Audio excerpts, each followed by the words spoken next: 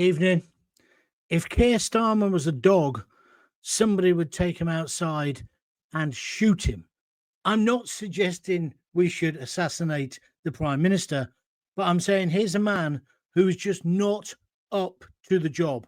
His relaunch today was a damp squib, and that's being nice to him. He hasn't got a clue. He's so far out of his depth, he'll never get back to the shallow land end. And he's pretty shallow anyway. In fact, I've walked in puddles deeper than Keir Starmer. He's an automaton. And today he was like an automaton or a Dalek that had run out of batteries. He was the opposite of the Zanussi, not the Zanussi, what is it? The Duracell bunny. His batteries had gone. This is a dead Prime Minister, a former Prime Minister. This Prime Minister is deceased, as Monty Python would say. He's done it in 6 months. I find it incredible. Oh, hi, by the way. It is the John Gaunt podcast. I hope you like the fact I've got some lights. You can actually see what I look like. Control yourselves, ladies. Oh, and you gentlemen, of course. I'm not doing a Greg. I'm just saying, whoa. Anyway, what was I up to? He is finished. He's reset, although he didn't like to use the word reset, but he was trying to reset the government today after only 6 months. And he seems to think it's all about presentation. Now, he is a useless presenter. He's got zero charisma. As I've said before, he's got the charisma of a stale poppadom. But it's not about presentation. The British public have seen through you, Keir Starmer. It was all smarm. It was all fur coats and no knickers. Everything was going to be wonderful. But you didn't tell us what you were going to do. That's what's got the goat of the British public. That's why you're the most unpopular Prime Minister on record. And why you will not survive. I mean, I didn't think you'd survive till Christmas. But you're not going to survive much past Christmas. And with the duds in the cabinet as well, who are all there on display today, the man who can't even eat a bacon sandwich, Bernie Winters, whatever his name is, Miliband, he was there. Although I see now it's not all about net zero and definitely doing it by 2030. They're moving the goalposts already. Keir Starmer said, here's my pledges, here's my missions. I tell you what you can do. You can judge us on this. Well, I'm afraid, Keir Starmer, we've already judged you. And you're an abject failure. And we'll come on to that in a moment. It's not about presentation. Although you didn't even present today correctly. You did it in a film studio. Well, that's kind of apt, really, because everything you came out with was pure fantasy. More coppers.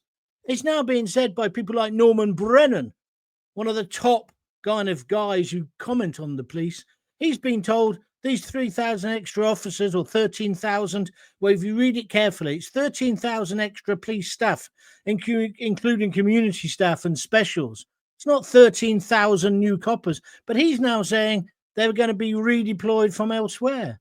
Everybody's going to know the name of their local copper. Well, on one level, that sounds great. I was brought up in a police house. My dad was a policeman. He was only ever a constable. There were 4 police houses, and we lived in one in Bulwer Road in Radford. If you never know where that is, it's in Coventry, and it's quite a rough area. It's even rougher nowadays. But my dad was a part of the community. And Mr. Keylock next door. And my mate Andy Johnson, who I was with in the cafe this morning, his dad was there. His dad was a sergeant. They were the kind of the glue that held the society of Radford together. And if you saw my dad walking the beat, or if you saw Andy's dad, or Paul Keylock's dad, you'd stop misbehaving. That's what the beat used to do. They used to have a police box, a TARDIS in a place called Jubilee Crescent.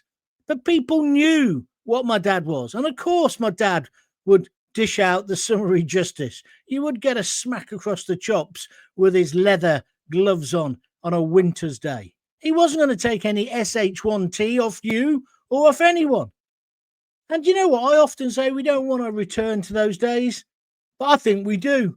I think we need proper police officers. My dad didn't get into the Hull police, which is why he ended up in Coventry, because he was just, I think, half an inch too short. He had to be 6'1", I think, to join the Hull police, or Yorkshire police at the time. So he had a choice. He could have gone to Glasgow or he could have come to Coventry. He chose Coventry. That's how we ended up in Coventry, right? But now you can get in the police. If you're out of work because they're not doing Snow White this Christmas, you can get in, can't you? They'll let any old Tom, Dick and Abdul into the police. They've obviously lowered the standards and they've alienated themselves. I always remember my dad saying when they merged Coventry Police with Warwickshire, then Warwickshire with West Midlands, he said, that's the end. We'll lose control of the streets because we're not local anymore. He knew where the trouble was. He knew where the ne'er-do-wells were. And the shopkeepers and everybody else, when he walked round and had a cup of tea with them, they would, I guess, grasp people up because it was in everybody's interest to keep the community tight. So I don't believe Keir Starmer. He wasn't, I know his dad was a toolmaker, but he wasn't brought up in that environment. He doesn't know what a working class atmosphere is, a working class culture is, does he? He just hasn't got a clue. So if you believe 13,000 more coppers are going to be on the street, you should be looking up to the sky because pigs are flying. And that's not meant to be a pun, by the way. And then the other rubbish he came out with, and there's this milestone and this and that. There won't be milestones, there'll be millstones because we've judged you already, Keir. You've failed. You're a liar and you employ liars as well. We'll get on in a minute to Hague, not William Hague, by the way, but the other Hague, who thought it was okay to lose a phone and then find it again, but then not tell anybody about it. And now we're being told this peculiar circumstance happened more than once. And she thought she could be a minister of state. No, we've got Yvette Cooper. See, she's been all over the telly today talking about the police and the extra police they're going to put on the street. Too little, too late. But you go and have another soft interview with Twinkle Toes. And then he said something else then. Twinkle Toes himself, Ed Balls, your old man.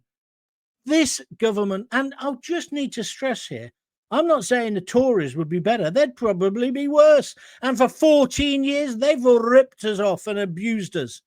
But I don't see any upper sunlit hills or whatever it's called with Labour. A reset, normally you have a reset. Say your computer goes a knacker. You ring up the computer shop and they say, pull the plug out and put it in again, right? If I put the plug in again on Starmer, it'd be connected to a chair. Old Sparky. It might give him a little bit of voltage and get him moving and get him motivated. I didn't think anything could be worse than the way he presented the Christmas tree lights switch on in Downing Street. Oh, how wrong I was. That speech today was as dull as ditch water. And he is as well. So he's right. It's about presentation. He couldn't, today he's promised us the world, but he couldn't deliver a friggin' pizza. The man is toast. Mixing my food metaphors. He is, without a shadow of a doubt, a dead man walking. Do you agree with me? If you do, send me some messages on Twitter. It's John Gaunt, JONGAUNT. Get on Facebook and tell me, or send me an email. I love getting your emails. I'll get some ideas from the shows for that. It's john@johngaunt.com. And don't forget, that's where I am. And don't forget, I'm now also on YouTube. So if you're watching on the video today, you'll see I'm in glorious technical. I think I'm looking quite good, actually, for my age. Somebody's got to say it. But if you're listening on the audio version, and a lot of people now have the audio version for when they're walking the dog or when they're in the car, and then they like to watch the video later. Well, now at last you can see me in all my glory. We'll have the green screen up soon, and then you'll have proper sort of projection. I'm just at me mother-in-law's at the moment. I'm off to Oxford again tomorrow, so I don't know whether I'll even have a proper background like this. I've got a few lights. I've got a listener who's giving me some lights as well, so it's going to be fantastic. When I switch on my studio next week, the national grid had better be warned. Ed Miliband, stop chewing that bacon sandwich and make sure there's enough juice for when Gaunty switches on. And then I saw that Bridget Phillipson. I don't know what, she's education secretary, isn't she? And she was trying to come the big hard case and I'm in control. They're asking her questions on GB News about Keir's press conference. And she was saying, well, you know, this is where we're going. And they asked about energy and the fact now it isn't going to be 2030. And she was saying, well, we always said we'd need some diesel and petrol and fossil fuels. No, you didn't. You're lying. How do you know if a member of the Labour cabinet is lying? Their lips move. It's the old joke, isn't it? But it's absolutely true. They didn't give me any confidence today that they knew what they were doing or where they were going. And if they haven't given me confidence and you, they won't have given the markets confidence. They won't have given other countries confidence. He is finished. Keir Starmer is a dead man walking and he should go. He should resign now. Forget the reset. Just go. Although I don't know who you'd replace him with. What an absolute joke of a country we've become in just 6 months. Now, to be fair, the Tories laid the foundations. Careful, John, you're using Starmer's language. And they've just carried on with it, haven't they? Labour. And the whole thing about this speech today and the reset and what people want. I'll tell you what people want, Sir Keir. They do want tough policing. They do want more police. They do want more jobs. They want you to address the cost of living. They want their winter fuel allowance back, you thieving bastard. And they also want their kids to get a good education. They don't want their kids to learn about the 96 trillion different ways you can be. Oh, I'm a fridge. No, you're not. You're a boy. Shut up. Pull your trousers up. I'm talking about Greg now. And get on with your life and get educated and be polite to the teachers. The other thing they want, I'm sorry to say it, Keir, they want you to secure our borders. You mentioned immigration, but it was almost like in passing.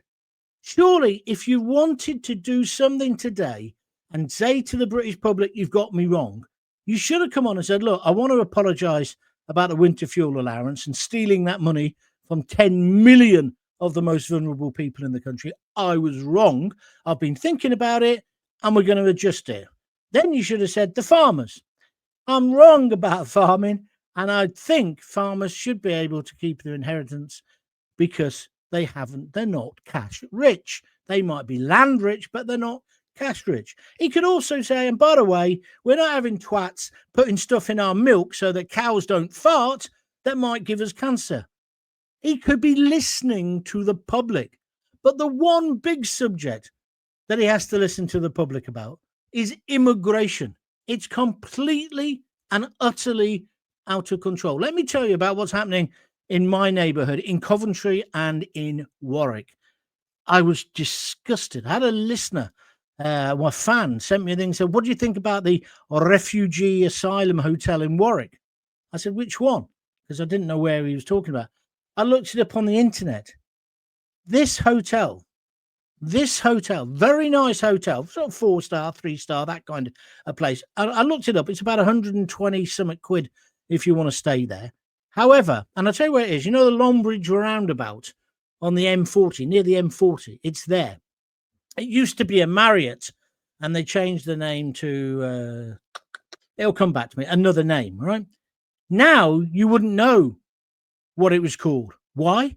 Because they've covered up all the signs to the hotel, the road signs, and indeed they've covered up the actual sign outside the Marriott, right? They've covered it up. And then they've put up fencing with that green stuff on it so you can't look through. And if you wanted to go there, say for Christmas, because I went to 2 or 3 Christmas parties there over the past few years, and you can't go to a Christmas party now.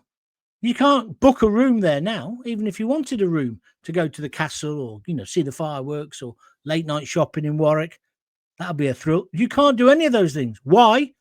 Because the Home Office have taken every single room. And who for? Oh, there's a surprise.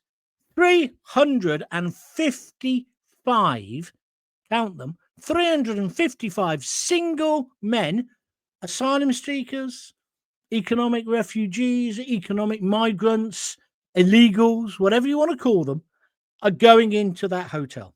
They're going into that hotel. 9 months minimum. I think they're earning 9 billion or 9 million. It's a fortune the hotels are going to get for it. And all bookings have been cancelled. Now, where this is in Warwick, as I say, it's just on the outskirts of Warwick, near a big housing estate they built there. And I said to my wife, I said, listen, can you imagine if you bought a house there and then this happened? Even if you were all into inclusivity and, yeah, let them come in, yeah? You don't want 355 fighting age men all alone, all together in a hotel on your doorstep, do you? Also, where it is, there's nowhere for them to go. Oh, sorry, I'm wrong. Across the road, there's a drive-through McDonald's. That's it. There's nothing else. Otherwise, you'd have to walk into Warwick itself, which I wouldn't suggest is a great idea in terms of cheapness or whatever. These guys are going to be going stir crazy. It's ludicrous what they're doing. Yeah. So they're in there. 355. Christmas is cancelled in Warwick, right? Christmas is cancelled. And do you know what the worst thing about this is? I was looking it up on the internet. Evidently, the council and the Home Office, they believe they don't need to tell people, the residents. So that's why they cover up the signs. That's why you don't know it used to be a hotel. How's this right? What? They don't trust us. They think we might do something. They've got it wrong again. We're not the criminals. We're not the ones who've come into Britain via Dover. We're not the criminals. We're the flipping idiots who are paying for it. Now, I'm not just blaming Labour for this. The Tories, as I've said many times, used people coming on the boats, particularly, as a kind of bogeyman. They didn't get on top of the asylum claims. That's why there's this massive backlog. And you know what's coming down the line after Christmas? Keir Starmer will say, yeah, we've given an amnesty to 90. Remember this, mark this down, 94,000 people to clear the backlog. That's what he's going to do. He's got no choice, really, right? But it just can't be right that local residents aren't informed. And it's not just in Warwick. Yesterday, I had to take my wife to a hospital appointment, and it was over in Rugby. You know, like nowadays, it's never normally just your own local hospital. You just go where they want to. So we went over there, and service was brilliant. Everything's great. But as we're driving in to Rugby, we go past what used to be a fantastic hotel. I'll tell you how good this hotel is. My sister-in-law got married there. Very upmarket, very nice. There's no sign. This is before I found out about the Warwick Hotel. There's no sign. There's a driveway, and then there is a huge sign in the driveway, so I spotted it on the way back, which says private road, security in attendance, or something like that. This hotel, for the last year, they closed down. They cancelled all the weddings. It's a big wedding venue. They closed down, got rid of all the weddings, let down all those couples, and it's stuffed full with asylum seekers, young men of fighting age. We drove on, and as you get to the outskirts of Rugby, right, going this back way, suddenly there's all these housing estates. They've built thousands and thousands of houses. Now, Starmer was going on about this today. There's a need for more houses. But where are the people working who are going to pay for it? None of this, in my head, adds up. And I thought the Rwanda scheme was rubbish. I thought it was cobblers. I thought it would never work.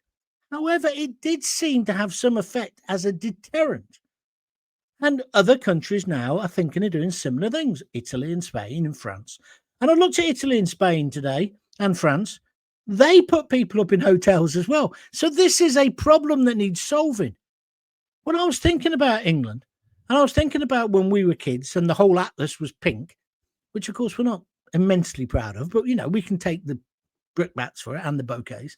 When we had our empire, we must have loads of places that we still own or control where we could send these people for them to get processed. That's what needs to happen. There does need to be a deterrent. And at the moment, Putting them in a 4-star hotel is not a bloody deterrent. I know we don't give them much money. They get about 30 quid, which again, I looked at this today. It's equivalent to what places like Germany and Italy give them. And I know there's been this controversy about a bus pass, but I wouldn't begrudge them a bus pass. But I just don't want them here. And I'm not a racist. I actually believe we should be a welcoming haven, but you've got to go through the process. You can't just get in a rubber dinghy in Calais and end up in the Warwick Hotel, 4-star, 125 quid a night hotel. No, you can't. Well, I forgot to tell you about the gym and everything else that's there and a sauna. No, you can't. With 3 meals a day, hot and cold running water. No. Where's the deterrent? And there isn't one. And then they go on about these people smugglers and they're dreadful people and we've got to smash the gangs. But Keir, you took away Rwanda. Now, as I've said, I didn't think Rwanda would work. It was too far. It was a bit kind of silly. It was a gimmick. However, I've got to say, it did seem to slow the boats down. There's nothing to slow them down now. And then I saw the pictures on the internet of the lads outside the hotel, bored out of their tits, sitting around. And you know what they say, idle hands, etc., etc. We've got to have a policy. We've got to have a number. Today, Keir Starmer refused to give a number. He said, oh, no, that's what the Tories did. And look, it just got carried away. Well, okay, what's your alternative? What's your alternative? How many are you going to let in, Keir? When will you say that enough is enough? It's a joke, Sir Keir. You're a joke. You're a dead man walking. I just can't believe that you're coming out with this rubbish. We want the boat stopped. We want these lads returned to their home country. That is not racist. What you're doing here by not addressing it, like today again, you haven't addressed the biggest concern of the British public at the moment, which is immigration, both legal and illegal. They want our government, whichever party it is, to get on top of it. Yes, they want quotas. They want a number to judge you by, but you won't give a number, Keir. I wonder why not. Get a bloody grip. But in fact, I don't know why I'm saying this. I'm wasting my breath. You've already lost. You've already lost. And it's not about communication because you haven't got a policy that works, that stands up. So today he's gone about all these new things they're going to do and these pledges. I don't believe any of it. You're giving our country away. The biggest issue at the moment in this country is immigration. And then today, and I wonder if there's going to be any brave MPs. I put a little thing up on Twitter earlier. The most popular name in Britain for boys now, for new babies, is Muhammad. And I asked an open-ended question, and I'm asking it again. Is that something to be concerned about? What it suggests, of course, is that people of a Muslim background, who I suggest are the people who use the name Muhammad in all its different, in fact, they only did it in one spelling, but if you add all the spellings together, it's bigger now than the quote was bigger than Noah. I don't really know anyone called Noah, but anyway, the Noah Claypole. What was that in? Oh, Ghost Hunters. Do you remember Ghost Hunters?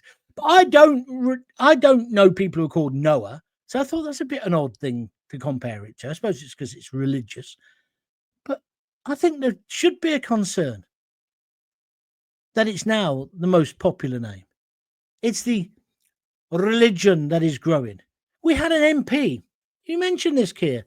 You had an MP who said he wanted a blasphemy law.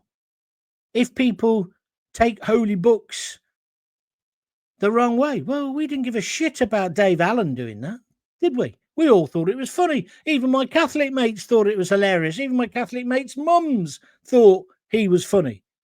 Try and do that with the Muslim faith.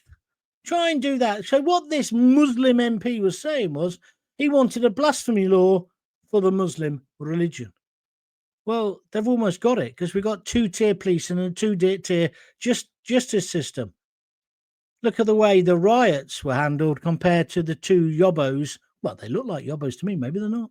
The 2 yobbos in Manchester airport who still haven't gone before 12 good men in true. Why?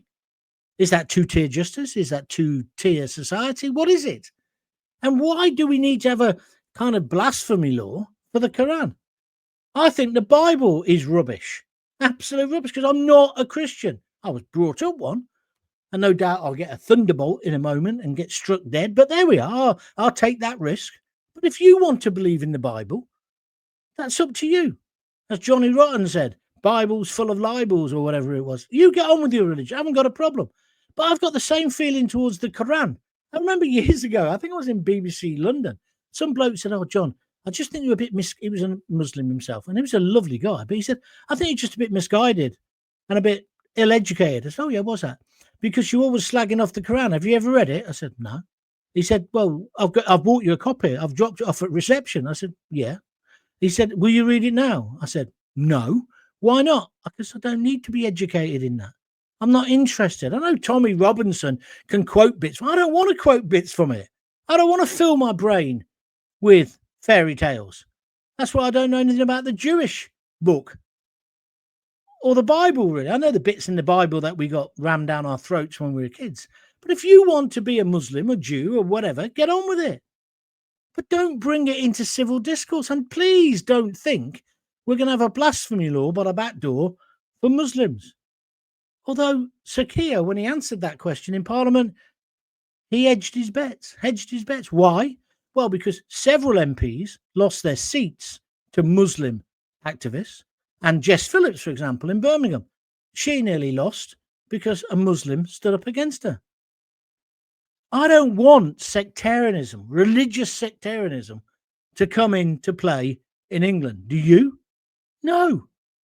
Have your religion. Keep it out of politics. That's why I'd get rid of the bishop, especially now after the Archbishop of Canterbury was a clear nonce protector. I don't want the archbishops to do with our law. They shouldn't be in the House of Lords. But we don't want to turn the clock back and not be able to say, I think the Quran's crap, or I think the Bible's crap, or it's all made up fairy tales, or what's this about Muhammad? And if you don't want to have an image of Muhammad, fair enough, on you go. But if somebody else does who's not a Muslim, I don't see why that means the Batley school teacher is still in hiding 4 years after it happened. And when I talk about these people coming in, the majority of them are Muslim because of the countries they're coming from. So it's not racist. We just got to get a grip. And that's what Sir Keir could have done today. He could have talked about the pensions. He could have talked about the invasion. He could have talked about controlling our borders. He did talk a bit about the police. The building the houses is a laudable aim, but it ain't going to happen, is it? It isn't going to happen. And then he's got all these things. He says, these targets, and he had all this jargon. He was like Ricky Gervais on Speed in The Office, and everyone's sniggering. That's a lot of bollocks. It ain't going to happen. It ain't going to happen, Sir Keir. And that's why I say he's already lost the dressing room being us, the British people. He's finished. He's a dead man walking. And the sooner he goes, the better. But who would replace him? I don't know. Ed Miliband? I don't think so. Somebody from the JAG, perhaps, make it nice and woke for everyone. And let's go back to that Hague woman and the mystery of the telephone. How did she get into the cabinet? What is going on, Sir Keir? Get a grip. Now, I've been promising you the last few days that I would say thank you to everyone who's been donated, been buying me a coffee. And so I do want to try and do some of those today. So bear with me on that, and I'll give you the names in a couple of moments. If you want to sponsor me, please do so. Very simple. You just go to buymeacoffee.com. It's down here on the screen if you're watching on YouTube. buymeacoffee.com/John Gaunt. And it's a £5 upwards. Some people do 15 quid. Some people have done more than that. Some people have done 10 coffees. I will tell you the truth. I've not had any donations for 2 or 3 days, which I found really odd because I've been doing more podcasts. Maybe that's the reason. Oh, we're not funding him. He's rubbish. Well, if you think I'm rubbish, fine. But if you think I'm any good and you enjoy what I say, or it gets you thinking, gets you arguing, gets your blood pressure up, that's worth a £5 of anybody's money. isn't it? And at least I'm not talking about Greg Wallace and getting all excited about that. Let me, Jake, thank you to Ian, Meaty C, Bazza, Leslie Clark. There's a few of these that are anonymous, so I can't read out the names. Adam C, he's also the man who's donated my lights. Kieran Guinness, thank you, Kieran. Jim Gwillam, thank you as well for your donation. It's all much appreciated. And I hope now you can see, look, I got the light, so it's looking better. Paul Dodson, he did 3. Thank you, my friend. Thomas Ashfield, he did 1. Graham Erdley, good old friend of mine from the Bruges Group, 3 coffees. Thank you, Graham. Where are we going next? Let's go to Kevin Cunning. He's 15 there, but he's done some more before. Peter Williams, Steve Witcher, thank you very much indeed. Bert Routledge, Mark Ingram, Radio Biff Bob, Ian Purvis, he's come in several times. Paul Malloy, a few more anonymous ones. Neil Carter, thank you. Warren Howard, thank you very much indeed. Of course, Wojciech Kareski, my oldest fan, he came in and he bought £100. £100. 20 coffees.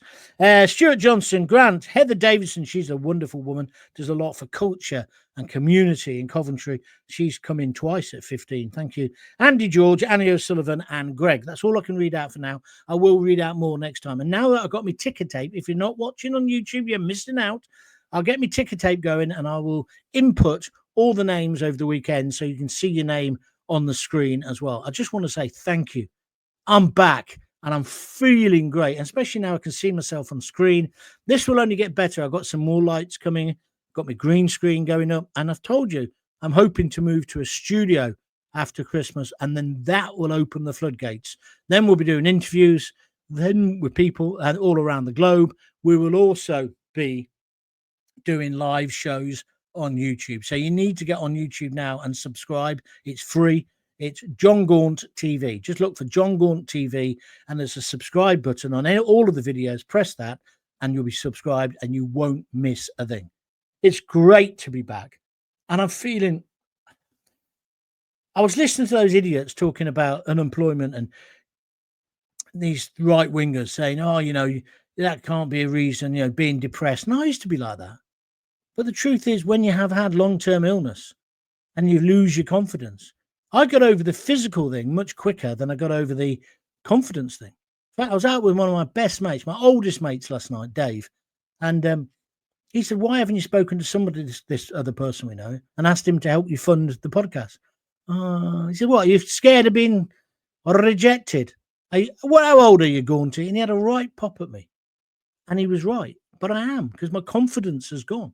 It's coming back every day. It's getting better. But being unemployed or being, you know, being this age and not having a job, I know what that feels like. I know what that feels like. So don't just use cliches to write these people off. And I went and did shit jobs. I wasn't very good at them. I delivered ready meals to kill people. I worked in a posh supermarket. And what I did something else. I worked in a call centre. Did I ever tell you about when I applied for a job with the Dole office? Yeah, the Dole office said, why don't you apply for the Department of Work and Pensions? I said, how much is the money? They told me 30 odd grand. I said, oh, I'll have a go at that. It took weeks, months, 3 months before they rejected me. I got through all the different stages, the psycho tests and all that. And then the interview. And then I think I know what happened. The woman said, do you do blogs? I said, no. She says, do you make podcasts? I said, yes, occasionally. Did you used to be on the radio? Yeah. And then she just looked at me as if to say, well, that's why you've not got a job.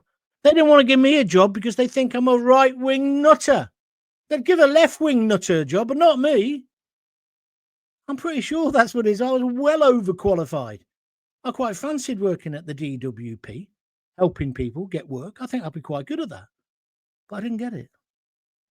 Makes you wonder about what's happening in this great country of ours, doesn't it? Maybe I should have had my rainbow lanyard on, huh? Maybe I'll get shot down in flames for saying that. Who knows? Anyway, if you want to help me, www.buymeacoffee.com/John Gaunt. Hope you enjoyed the show. Please tell me, was the video better? The video quality, not what I'm saying, but the actual picture. I think it is. So thanks for that as well. Thanks a lot for watching and listening. Get subscribed to my YouTube channel. And if you can afford a £5, please do so. let's keep this going. We're getting somewhere with this. We're getting somewhere. And I'm just loving being able to speak my mind. Thanks a lot. If you got kids, give them a kiss, give them a hug. Hey, hey, hey. Don't forget to tell them you love them. See ya.